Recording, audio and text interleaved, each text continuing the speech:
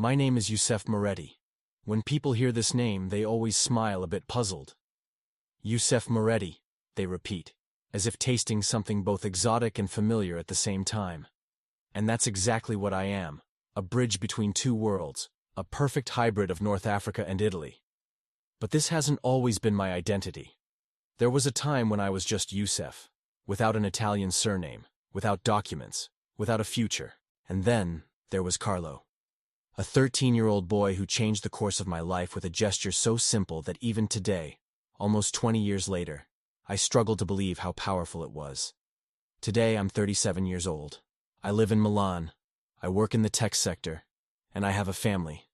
When my children ask me how I got here, how I built this life, I always have to go back to that day in 2004.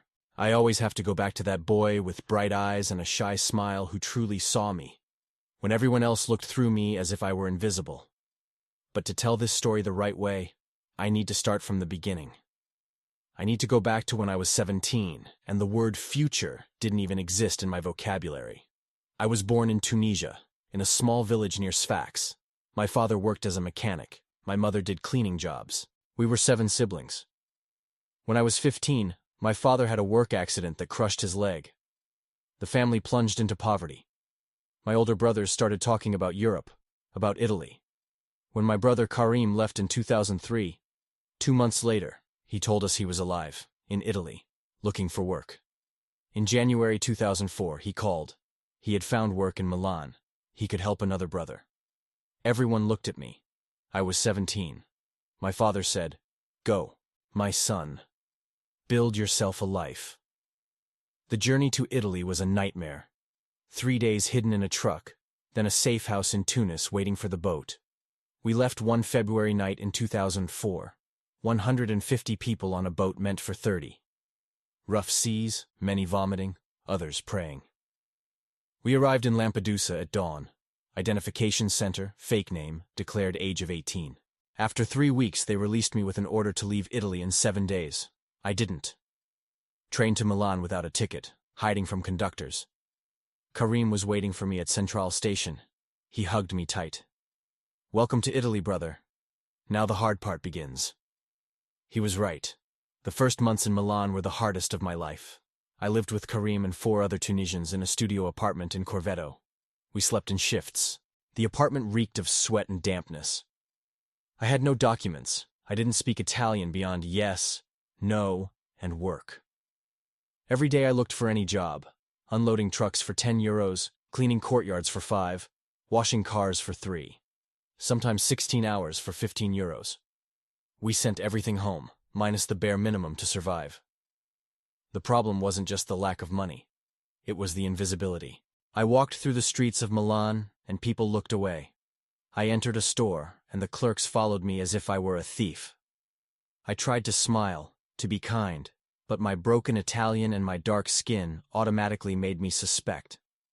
There were days when I felt less than a human being, more like a shadow moving at the edges of a beautiful but inaccessible city. Milan glittered with wealth and opportunity, but none of it was for me. I was a ghost in a city of lights. I remember one painful episode. It was April 2004, Duomo area.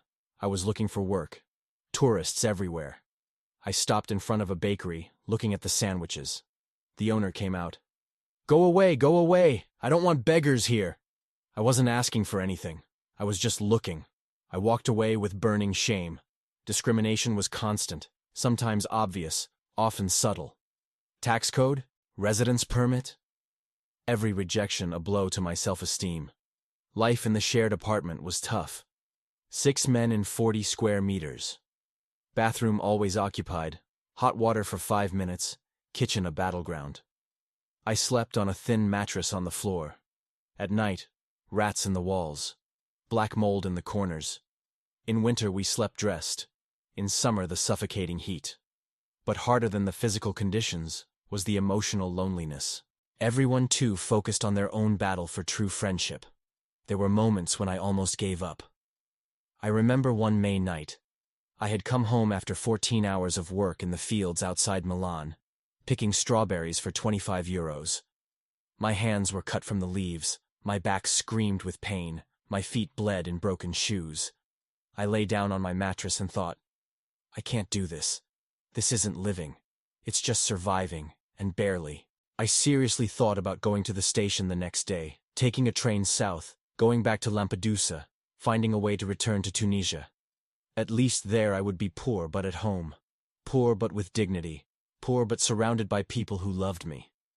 But the next morning I woke up and thought about my father.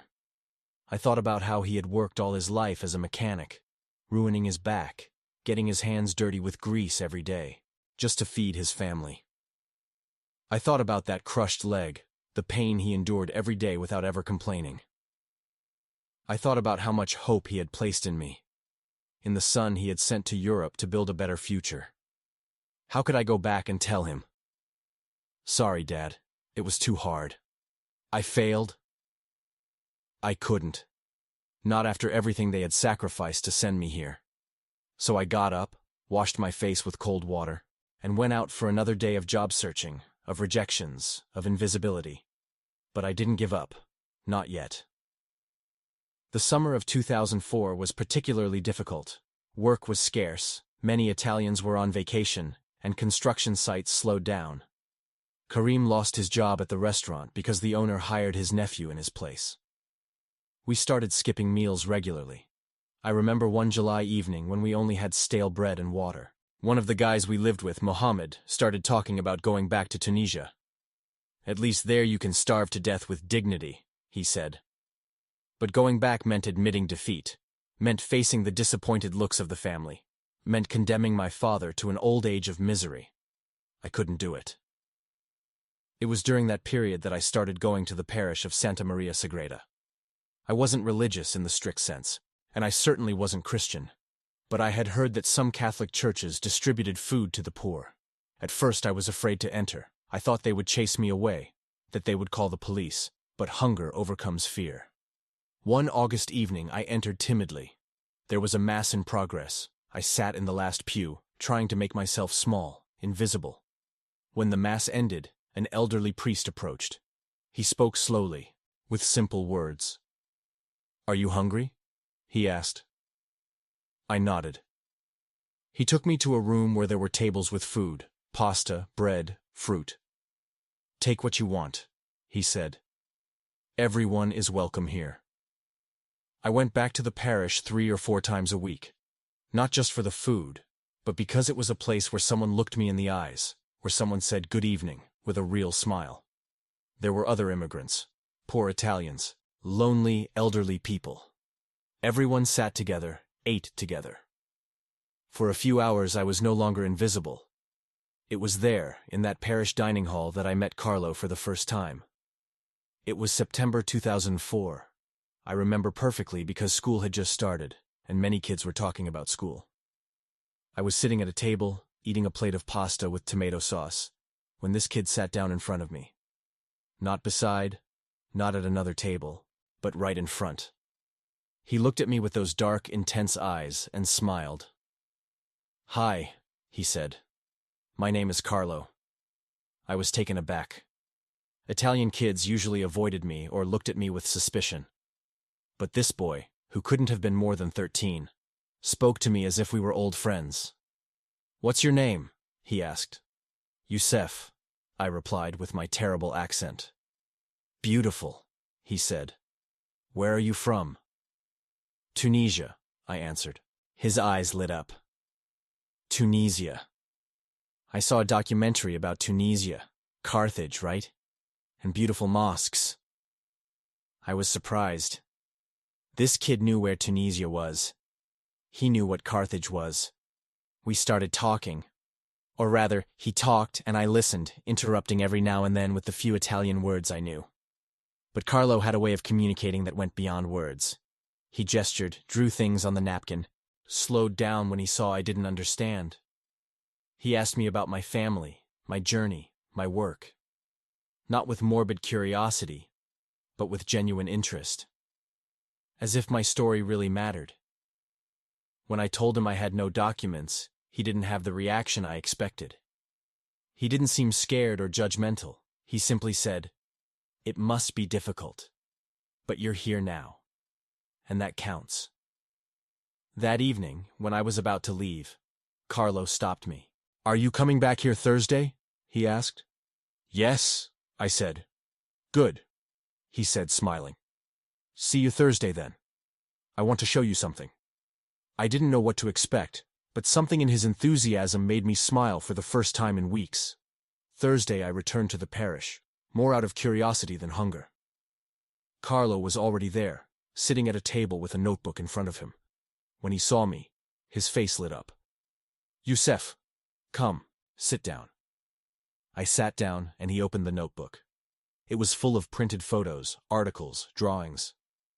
"These are the Eucharistic miracles," he said with incredible enthusiasm. "I'm making a website about them." I didn't understand much of what he was saying. Miracles? Eucharistic? Website? They were all words that meant nothing to me. But Carlo's enthusiasm was contagious.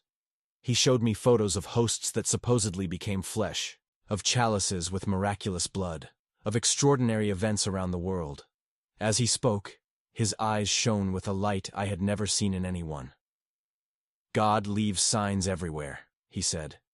"He wants us to know He's real, that He's present." He continued showing me photos for almost an hour, explaining every detail, even though he knew I understood maybe one word out of 3. But he didn't seem to mind. He seemed happy just to share his passion. During the following weeks, seeing Carlo became a routine. Every time I went to the parish, he was there. Sometimes he helped me serve food. Other times he taught me Italian words. "How do you say thank you in Arabic?" he would ask. "Shukran," I would answer. "Shukran," he would repeat with a horrible accent that made me laugh. And then he would teach me, "You're welcome," in Italian, and "please," and "excuse me." They were spontaneous lessons, natural, without the pressure of a formal class. I learn better when I don't feel judged, and with Carlo, I never felt judged. One day, it was October by then, Carlo arrived at the parish with a heavy backpack. "I have something for you," he said, with that shy smile I now recognized. He pulled from his backpack an object that would change my life forever. A laptop computer. It wasn't new. It was an old Dell model with scratches on the lid and faded stickers. But for me, it was as if he were giving me a priceless treasure. "It's my old one," Carlo explained. "My mom bought me a new one for school. I thought you could use it."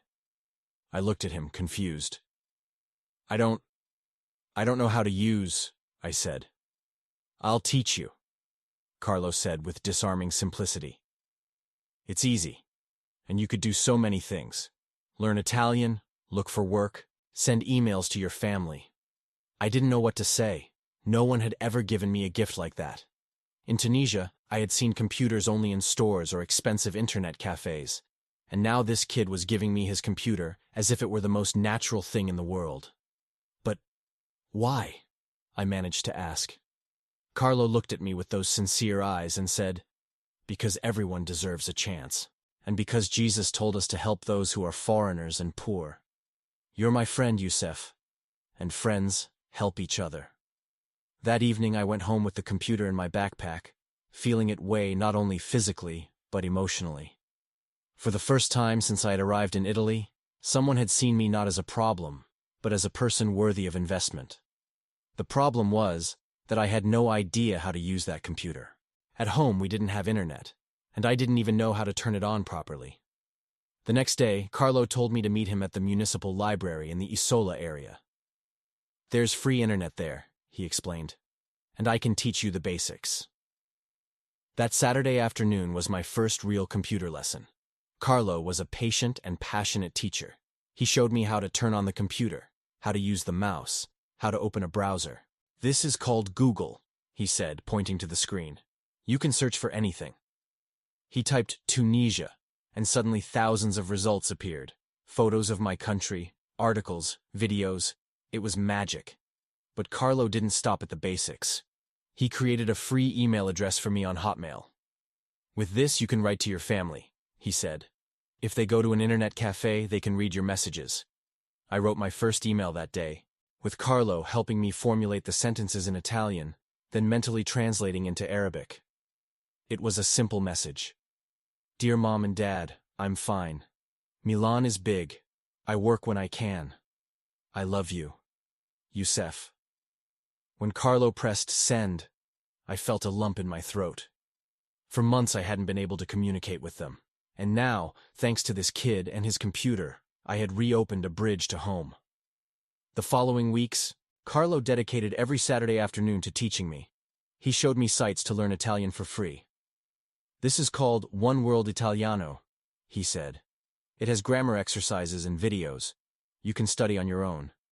He taught me to use YouTube to watch videos in Italian with subtitles. Watch videos that interest you, he said. That way you learn while having fun. He showed me forums where Italians helped foreigners with language questions. He created a Skype account for me so I could talk to my family when they found an internet cafe. Every Saturday, I learned something new. And every week, I spent hours at the library, studying, exploring, opening doors I didn't know existed. Every lesson with Carlo was an adventure. He didn't follow a formal curriculum or a rigid study plan. He followed his intuition and his passion. One Saturday, he taught me to use Google Maps. Look, he said, typing my family's address in Tunisia. Suddenly, on the screen appeared the satellite view of my street. I could see the roof of the house where I grew up, the village mosque, the market where my mother shopped. I felt tears streaming down my cheeks. I can see home, I murmured. Carlo put a hand on my shoulder and said nothing. He understood that this wasn't just a technological trick. It was an emotional connection to a world I thought I had lost. Another Saturday, he taught me to use online dictionaries. If you don't understand an Italian word, he explained, you write it here in word reference. It gives you the translation in Arabic, usage examples, forums where people discuss the meaning. It was like having a teacher available 24 hours a day. Before, when I read something in Italian and found an unknown word, I would stop.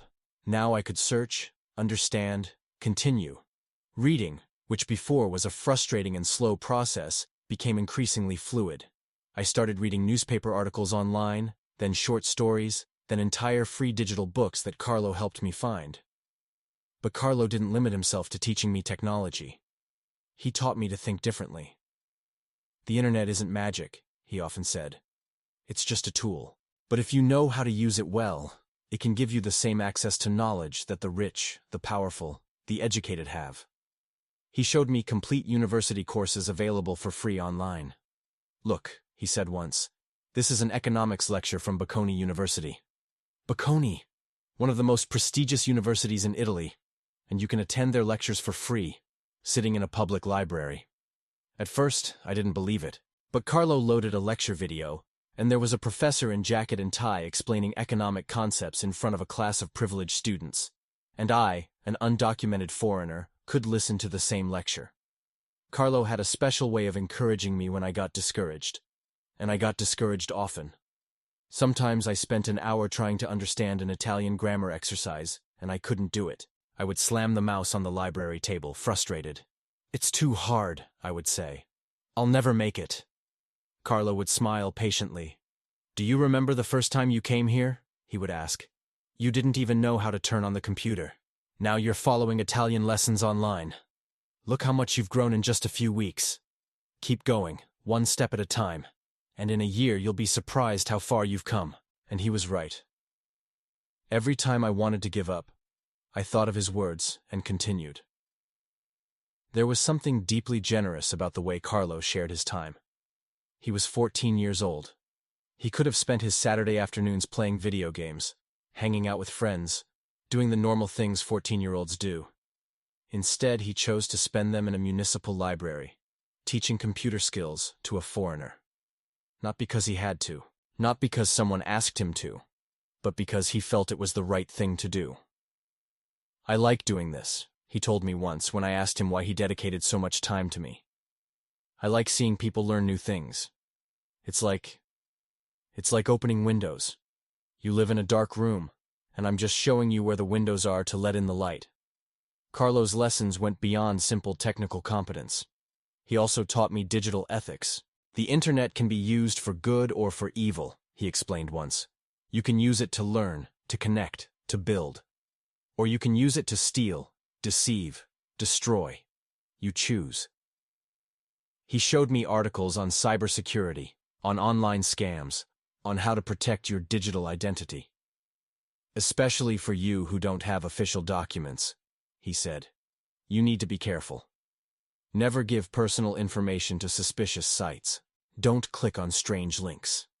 The internet is powerful, but it can also be dangerous if you're not careful. One day he taught me something that deeply changed my perspective. He showed me a site called Khan Academy. This, he said enthusiastically, is incredible. It has lessons in math, science, economics, art, everything, in Italian, and all completely free. He loaded an algebra lesson. The presenter explained equations with colorful graphs, clear examples, step by step. I never finished school, I told Carlo.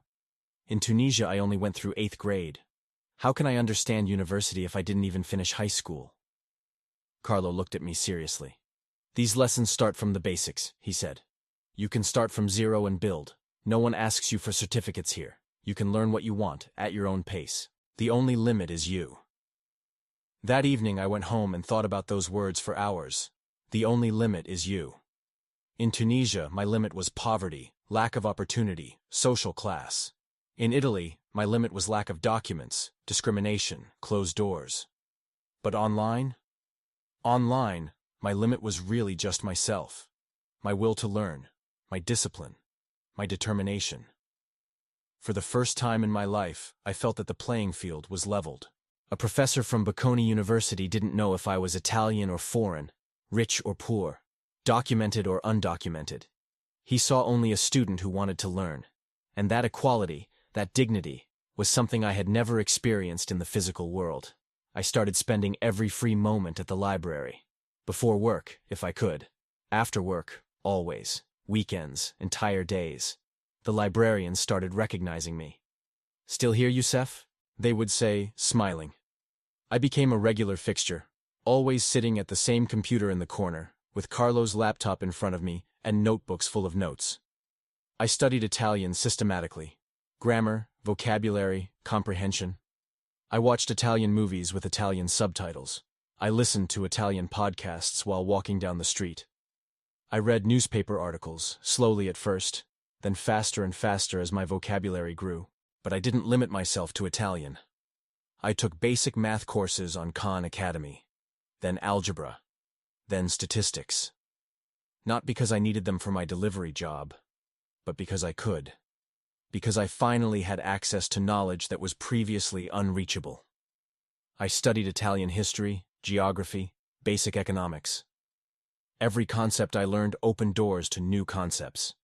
It was like building a building. Every brick of knowledge supported the next, and Carlo was always there, every Saturday, asking what I was studying, offering suggestions, showing me new resources, celebrating every small progress.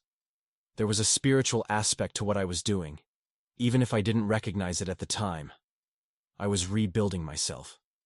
The person I had arrived in Italy as, scared, ignorant, without hope, was dying. And a new person was being born.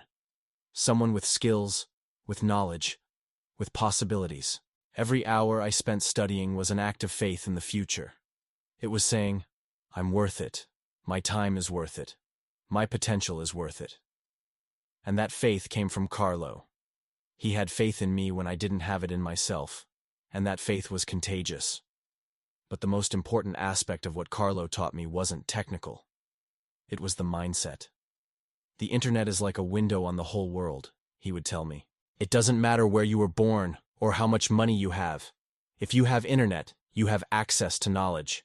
And knowledge is real power. He showed me university sites that offered free online courses. Look, he said, this is the University of Padua. They have free economics lectures online.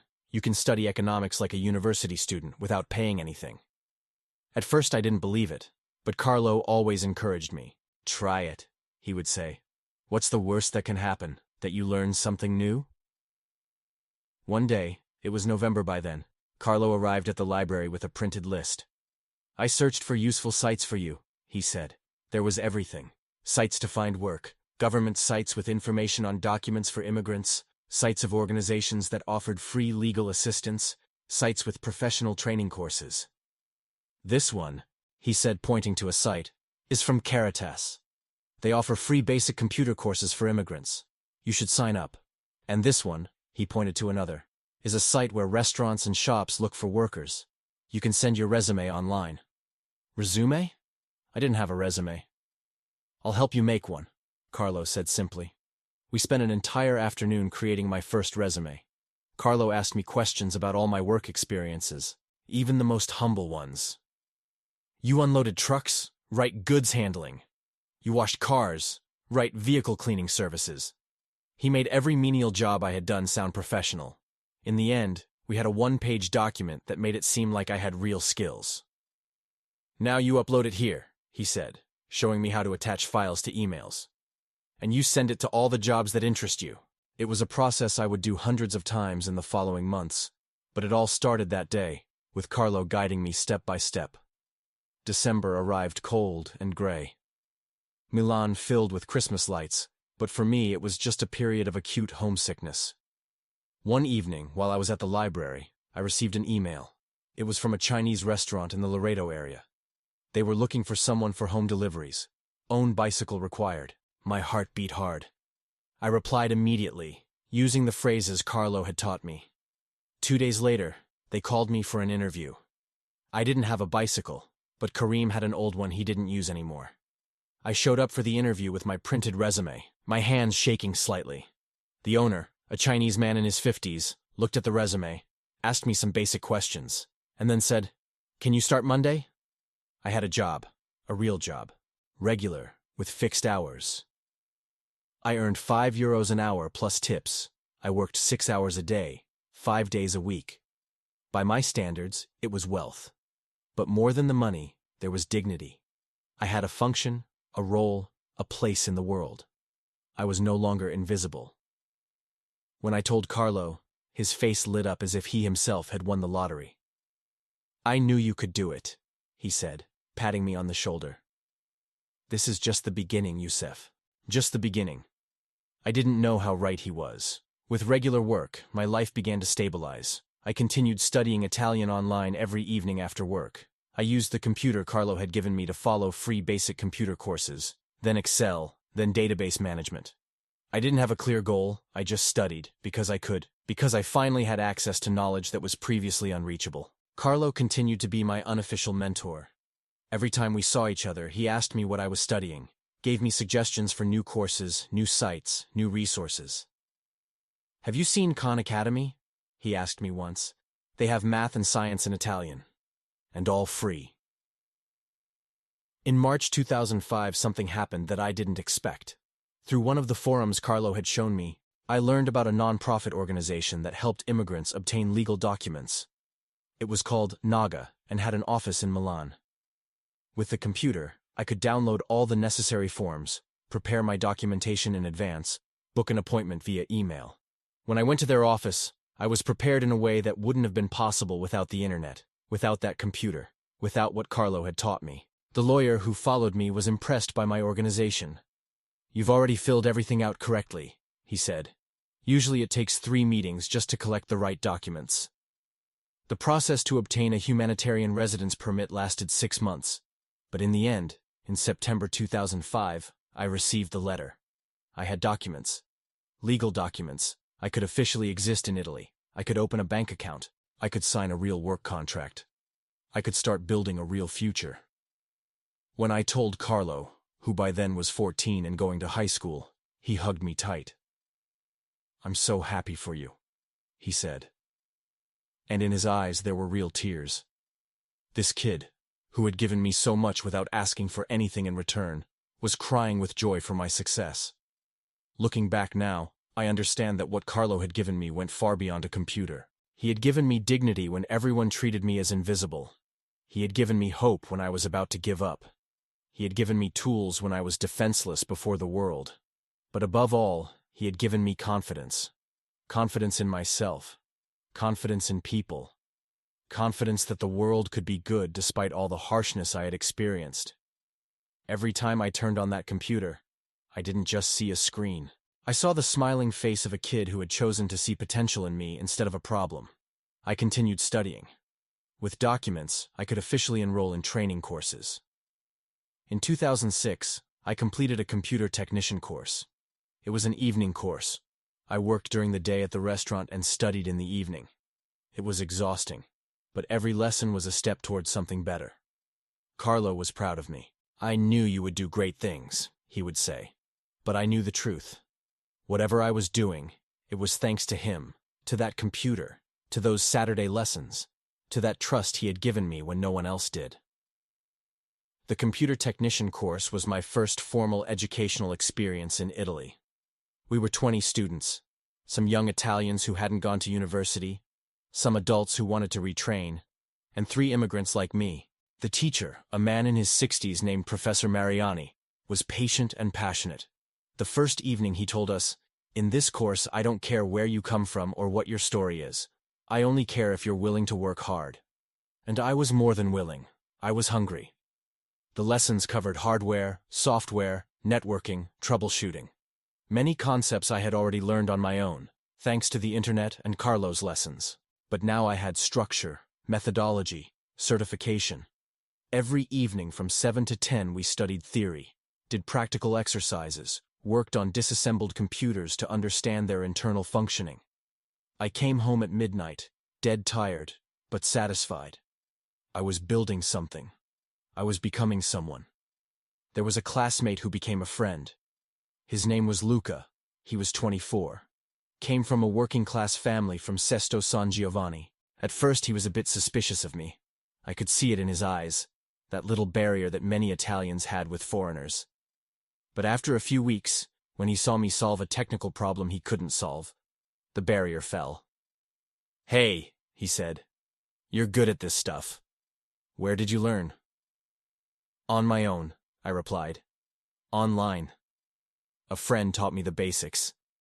Luca looked at me with new respect. "Self-taught, huh? Impressive." Luca became my first real Italian friend. We started studying together, sometimes at the library, sometimes at his house. His mother, a plump and warm lady, at first looked at me with suspicion. But after Luca explained that I was helping him with the course, she welcomed me like a son. "Eat, eat," she would say, filling my plate with pasta. It was the first time I sat at a table with a normal Italian family. It was simple, every day, but for me it was extraordinary. I felt accepted. During the course, there was a final project.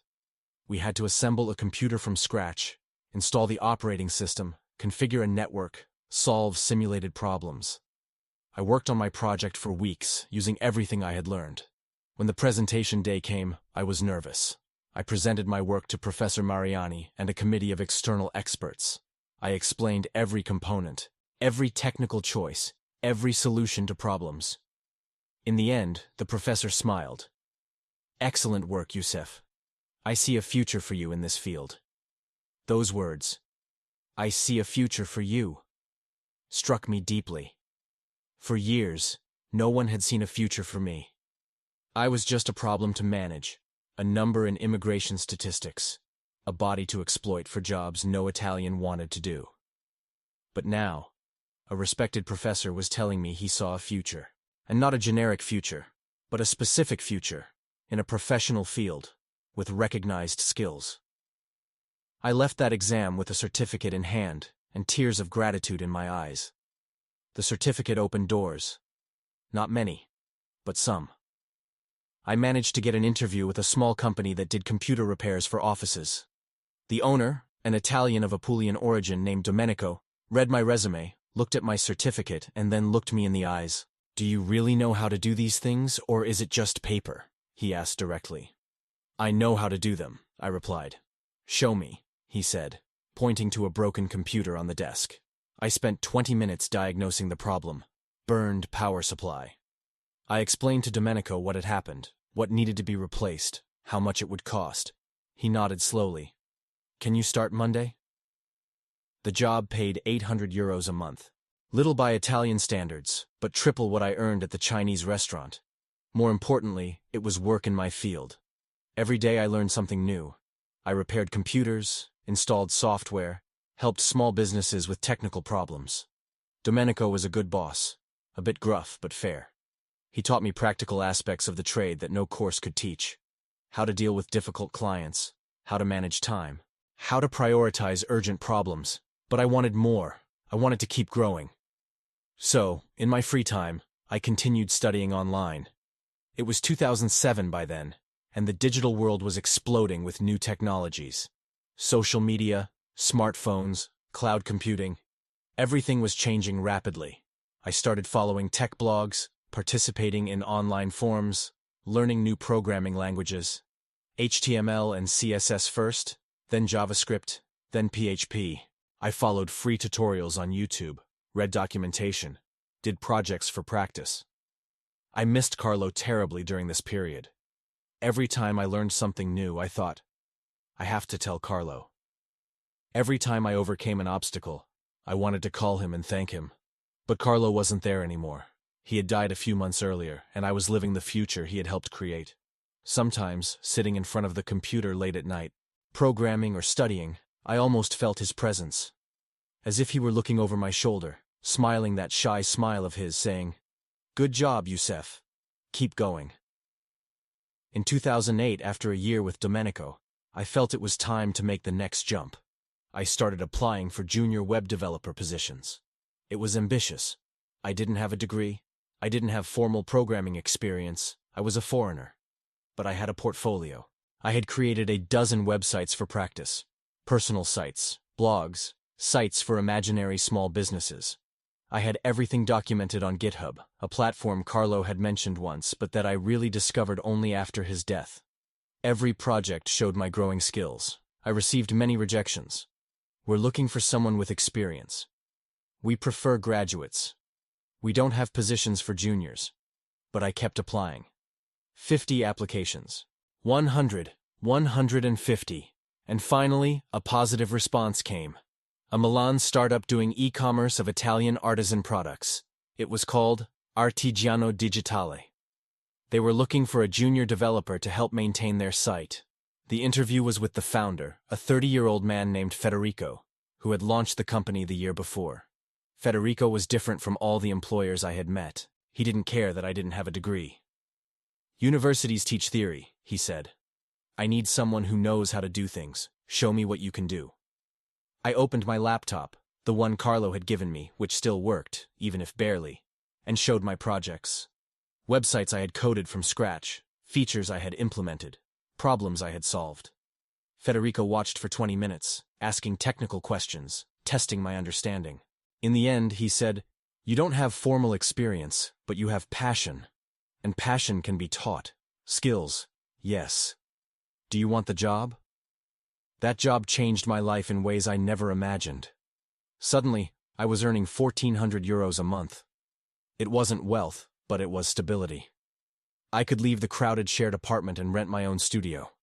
Small, yes, 20 square meters in the Lambrate area, but mine. I had my own kitchen, my own bathroom, a real bed instead of a mattress on the floor. The first night in that apartment, I cried.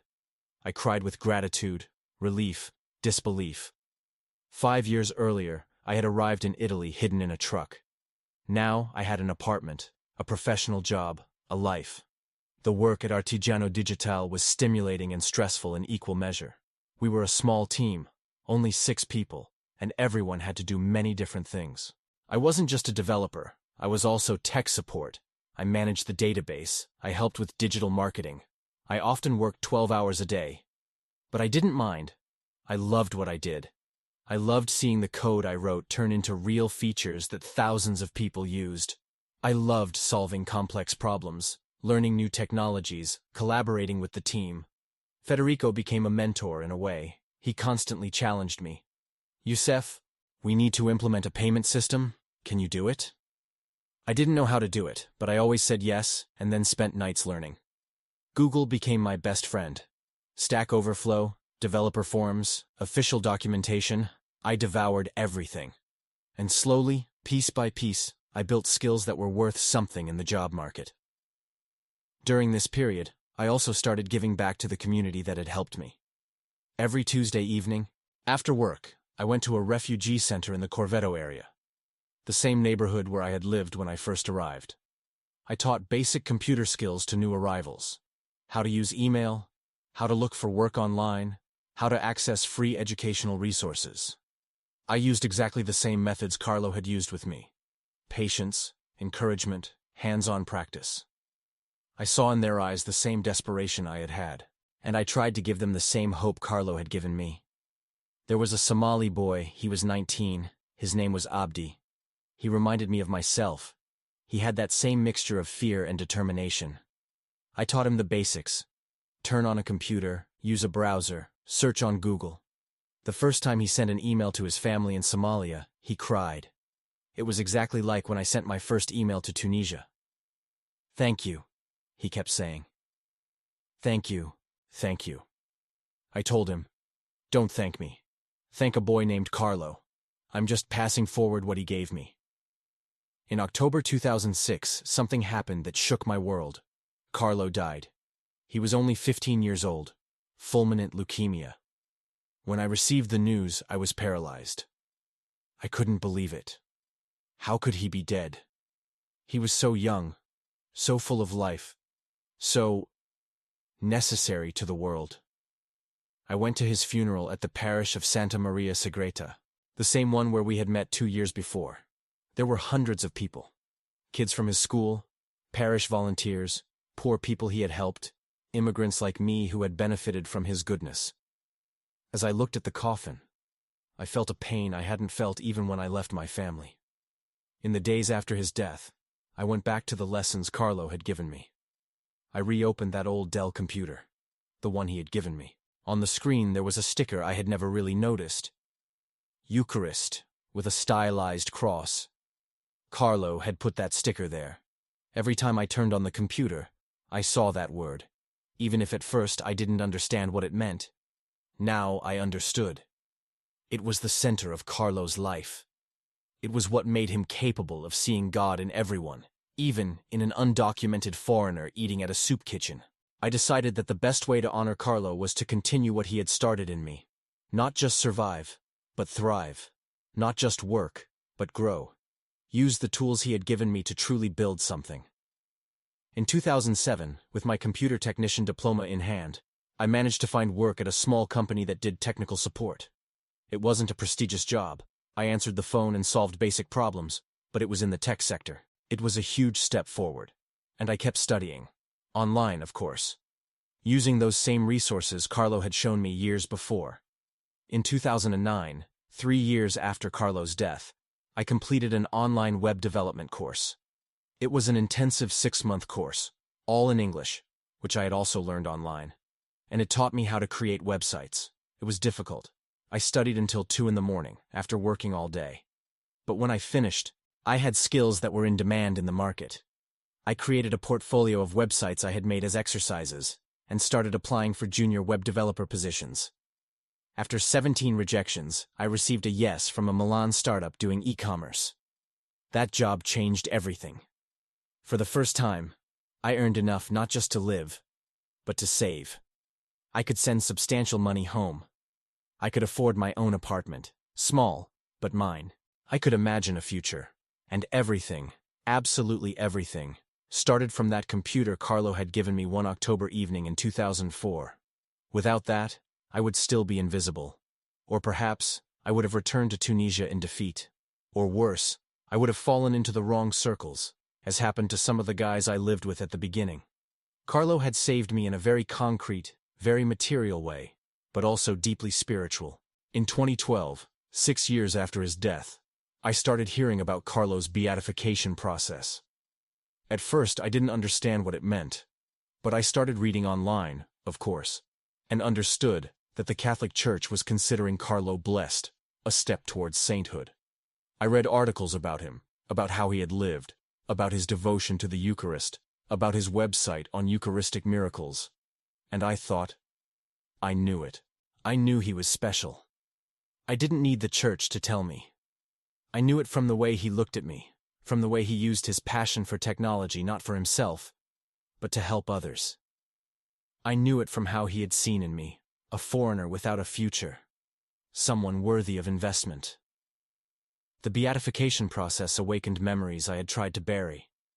Memories of that kid with bright eyes, of those Saturday lessons at the library, of that unconditional generosity. I started looking for everything I could find about Carlo online. Articles, videos, testimonies from people who had known him. There were so many stories similar to mine. Poor people he had helped, sick people he had visited, people on the margins of society he had welcomed with genuine love. I wasn't the only one whose life had been touched by Carlo. But for me, that story was personal, intimate, transformative in a way that went beyond words.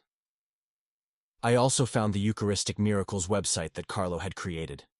It was still online, now maintained by an organization that continued his work. I navigated through the pages, remembering how Carlo had talked to me about it with such enthusiasm that first day at the parish. Back then, I didn't understand what those miracles meant, what they represented for him. Now, with years of distance and perspective, I understood. For Carlo, those miracles were concrete proof of God's love.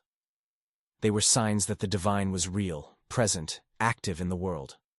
And the computer, that tool he had given me, was for him a means to share that love, to spread that hope. In 2013, I read that a miracle attributed to Carlo had been recognized. A seriously ill Brazilian child, healed after his family prayed to Carlo. The news touched me deeply. Carlo was still helping people, still changing lives, still spreading hope. Not from a computer in a Milan library, but from heaven. The idea that the same boy who had patiently taught me to use Google now interceded for the sick made me smile through tears. It was so perfectly Carlo, continuing to help, continuing to love, continuing to see the people everyone else ignored. During these years, my life continued to progress. In 2015, after 3 years at Artigiano Digitale, I received an offer from a larger company, an international technology consulting firm, senior developer role, almost double salary. It was an impossible opportunity for the 17-year-old me. I accepted. The new job took me into a different world. Modern office near Porta Nuova. Colleagues graduated from prestigious universities. At first I felt out of place, but I remembered Carlo. The only limit is you. I worked harder than everyone, arrived first, left last. I earned respect. In 2017, I led a team on a project for a major Italian bank. We delivered it on time, under budget, excellent quality. The client sent a letter of appreciation. I was promoted to tech lead. During a lunch break in that period, a colleague asked me, "Youssef, how did you do it? How did you get here from where you started?" It was a sincere question, not judgmental. I told him the story in condensed version. I told him about Carlo, about the computer, about the Saturday lessons. He listened in silence, and in the end said, "That's an incredible story. You should write it." At the time, I didn't think about it seriously, but the seed was planted. In 2018, Carlo was declared venerable. I felt a sudden impulse. I had to go to Assisi, visit his tomb. That weekend I took the train. Assisi was beautiful, wrapped in golden autumn light. I walked through narrow stone streets, climbed to the Basilica of St. Francis. My goal was the sanctuary of the Renunciation, where Carlo was buried. I entered, deep quiet, few people praying. I approached the tomb, photo of Carlo, that smile, those eyes. I knelt and prayed. "Thank you, my friend," I said silently. "You gave me hope, dignity, a future. Every good thing in my life traces its origin to you, to that October day. I will never forget you." Tears flowed. Gratitude, pain, joy. When Carlo was beatified on October 10, 2020, I watched the ceremony streaming from my office. Pope Francis celebrated in Assisi. Thousands of young people filled the square. I listened to the homily, watched the images of Carlo, heard the songs, and I cried. The world was recognizing what I had always known. Carlo was holy, his short life extraordinarily full of grace. But the beatification challenged me. With Carlo now blessed, his stories circulated widely. Documentaries, books, articles. Many talked about miracles, about holiness. But I knew an aspect that few mentioned: his understanding of how technology could be a tool of concrete charity. I felt this story needed to be told. I started writing. At night, after my wife, we married in 2019, went to sleep, I wrote in Italian, the language I learned with Carlo's computer. Tunisia, journey, invisibility, the encounter that changed everything. Every lesson, every progress. How an old computer became a door to a new life. The document grew.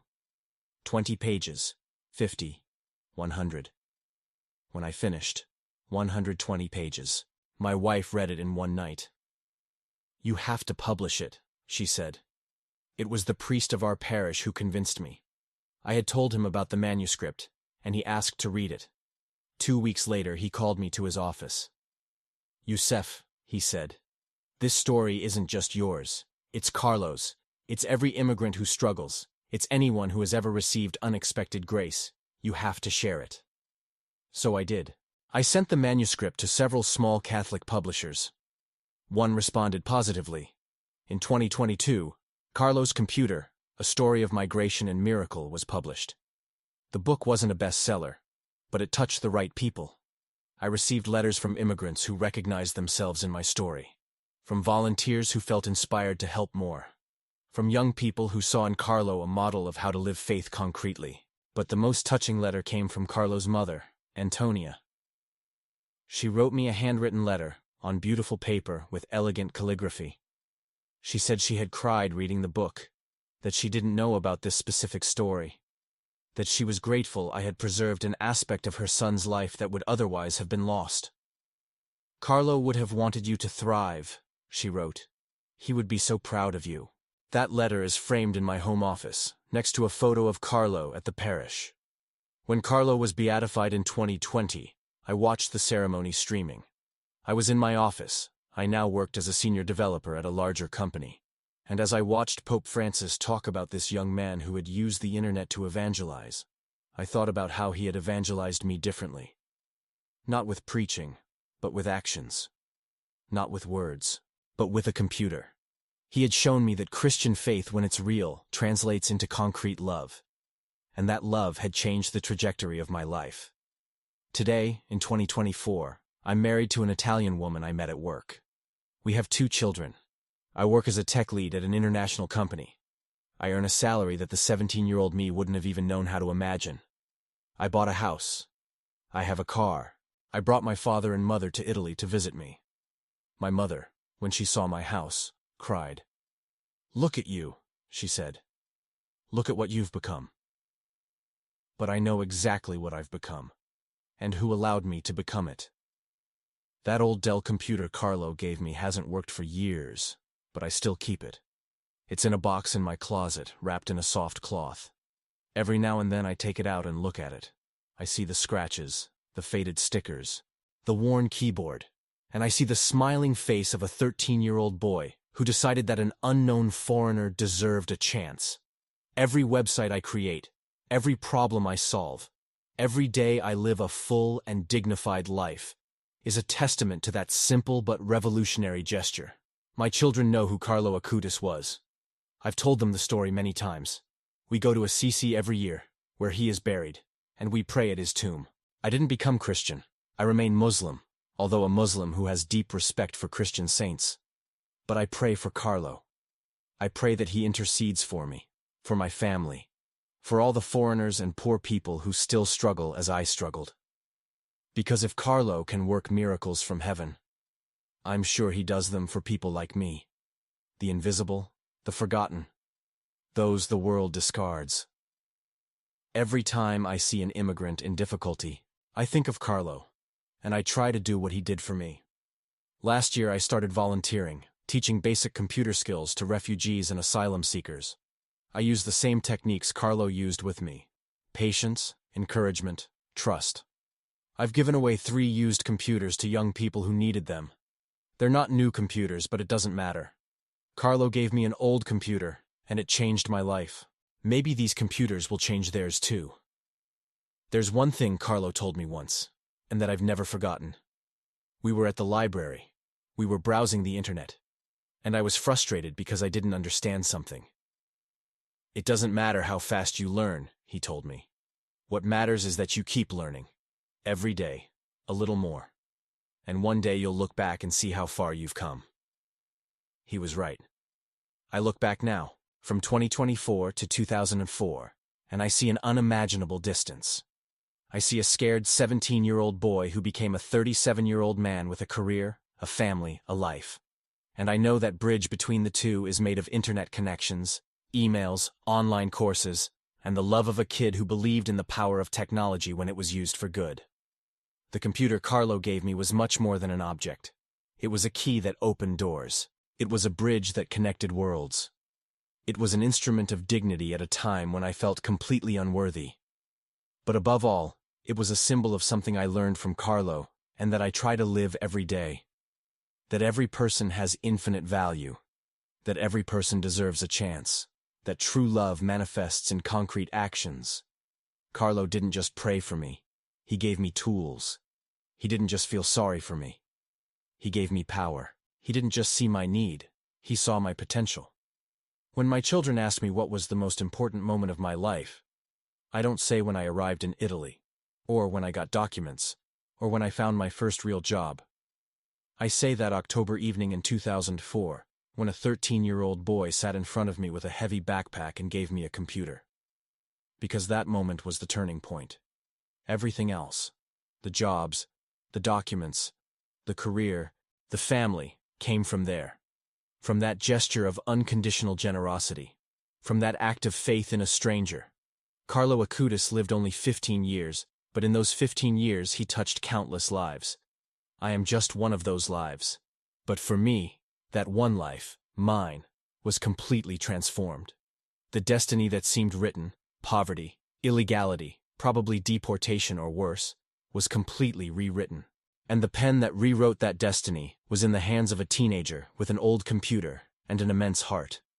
Today, when I use my work computer, top of the line, with super-fast processors and sharp screens, I always think of that old Dell. I think about how the most advanced technology in the world is worth nothing if it's not accompanied by humanity. Carlo understood this. He used the internet not for entertainment or vanity, but to connect people, spread knowledge, help those on the margins. He taught me that a computer isn't just a work or entertainment tool. It can be an instrument of salvation. Literally. Not a day goes by that I don't think of Carlo. Not in a sad or nostalgic way, but in a grateful way. Every morning when I wake up in my house, next to my wife, knowing my children sleep safe in their rooms, I feel a deep gratitude that fills my chest. I am alive not just biologically, but existentially. I exist in the world fully, with documents, with work, with prospects, with dignity. And all this is the fruit of a seed planted by a holy boy on an autumn evening 20 years ago. If I could say something to Carlo now, I would say, "Thank you, my friend. Thank you for seeing me. Thank you for believing in me. Thank you for that computer that opened the world to me. Thank you for showing me that goodness exists, that love is concrete, that miracles happen through simple gestures made with a pure heart. I became who I am thanks to you. And I will try, every day of my life, to do for others what you did for me. This is my vow. This is my mission. Because Carlo taught me that when you receive grace, you have a duty to pass it forward. The destiny he changed for me, I must help change for others. Yusef Moretti. A name that is a bridge between cultures. A man who is a bridge between despair and hope. And all because, in a parish dining hall in Milan, a teenage saint decided that even an invisible foreigner deserved to be seen, loved, and equipped to build a future. Carlo Acutis changed my destiny with an old computer and a new heart. And I will live the rest of my life trying to be worthy of that gift. If this story has touched your heart, I invite you to learn more about the life of Blessed Carlo Acutis. His witness reminds us that every act of kindness, even the simplest one, can change a life forever. Subscribe to the channel, leave a like, and and turn on notifications to discover other stories that illuminate faith and inspire the heart.